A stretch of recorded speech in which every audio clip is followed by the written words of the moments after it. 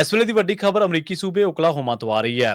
Oklahoma ਦੇ ਵਿੱਚ ice ਦੇ ਇੱਕ ਆਪਰੇਸ਼ਨ ਦੇ ਦੌਰਾਨ ਕਈ ਪੰਜਾਬੀ ਟਰੱਕ ਡਰਾਈਵਰਾਂ ਨੂੰ ਹਿਰਾਸਤ ਦੇ ਵਿੱਚ ਲੈ ਲਏ ਜਾਣ ਦੀ ਖਬਰ ਸਾਹਮਣੇ ਆਈ ਹੈ। ਪਹਿਲਾਂ ਪੰਜਾਬੀ ਡੀਐਸਏ ਦੇ ਕੋਲੇ ਕੁਝ ਸੂਤਰਾਂ ਨੇ, ਕੁਝ ਲੋਕਾਂ ਨੇ ਕਾਲਸ ਕਰਕੇ ਪਹੁੰਚ ਕੀਤੀ ਸੀ, ਜਿਹਦੇ ਵਿੱਚ ਇਹ ਦੱਸਿਆ ਗਿਆ ਸੀਗਾ ਕਿ 60 ਤੋਂ 70 ਜਿਹੜੇ ਪੰਜਾਬੀ ਟਰੱਕ ਡਰਾਈਵਰ ਨੇ, ਜਿਨ੍ਹਾਂ ਦੇ ਕੋਲੇ ਬਕਾਇਦਾ ਕੰਮ ਕਰਨ ਦੇ ਵਰਕ ਪਰਮਿਟ ਵੀ ਨੇ, ਉਹਨਾਂ ਨੂੰ ਇੱਥੇ ਡਿਟੇਨ ਕੀਤਾ ਗਿਆ ਹੈ।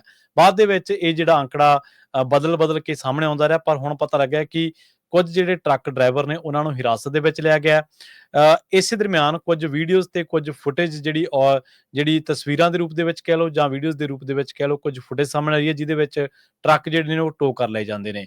ਫਿਲਹਾਲ ਇਹਦੇ ਵਿੱਚ ਇਹ ਨਹੀਂ ਸਾਹਮਣੇ ਆਇਆ ਕਿ ਇਹਨਾਂ ਦੇ ਨਾਮ ਕੀ ਨੇ, ਜਾਂ ਮੁੱਢਲੇ ਤੌਰ ਤੇ ਪਤਾ ਨਹੀਂ ਲੱਗਿਆ ਵੀ ਇਹਨਾਂ ਦਾ ਜਿਹੜਾ ਇਮੀਗ੍ਰੇਸ਼ਨ ਸਟੇਟਸ ਸੀਗਾ ਕਿ ਉਹ ਵਾਕਈ ਵਰਕ ਪਰਮਿਟ ਤੇ ਸਨ, ਜਾਂ ਫਿਰ ਉਹ ਗ੍ਰੀਨ ਕਾਰਡ ਹੋਲਡਰ, ਜਾਂ ਫਿਰ ਉਹ ਸਿਟੀਜ਼ਨ ਸਨ। ਇਹਦੇ ਬਾਰੇ ਹਾਲੇ ਕੁਝ ਵੀ ਕਹਿਣਾ ਮੁਸ਼ਕਿਲ ਹੈ, ਪਰ ਹਾਂ ਇੰਨੀ ਤਸਦੀਕ ਜ਼ਰੂਰ ਹੋ ਚੁੱਕੀ ਹੈ ਕਿ ਆਈਸ ਦੇ ਇਸ ਆਪਰੇਸ਼ਨ ਦੇ ਦੌਰਾਨ ਕੁਝ ਪੰਜਾਬੀ ਟਰੱਕ ਡਰਾਈਵਰ ਨੌਜਵਾਨਾਂ ਨੂੰ ਹਿਰਾਸਤ ਦੇ ਵਿੱਚ ਲਿਆ ਗਿਆ ਹੈ। ਕੁਝ ਲੋਕ ਇਹਦੇ ਬਾਰੇ ਲੋਕਾਂ ਨੂੰ ਦੱਸ ਕੇ ਗੁੰਮਰਾਹ ਕਰ ਰਹੇ ਨੇ, ਆંકੜਾ ਬਦਲ ਕੇ ਦੱਸ ਰਹੇ ਨੇ, ਪਰ ਹਾਲੇ ਤੱਕ ਆંકੜੇ ਬਾਰੇ ਕੋਈ ਵੀ ਪੁਸ਼ਟੀ ਜਿਹੜੀ ਉਹ ਨਹੀਂ ਹੋ ਸਕੀ। ਇੰਨੀ ਪੁਸ਼ਟੀ ਜ਼ਰੂਰ ਹੈ ਕਿ ਓਕਲਾਹੋਮਾ ਦੀ ਸਕੇਲ ਤੇ ਪੰਜਾਬੀ ਟਰੱਕ ਡਰਾਈਵਰਾਂ ਨੂੰ ਆਈਸ ਦੇ ਵੱਲੋਂ ਡਿਟੇਨ ਕੀਤਾ ਗਿਆ।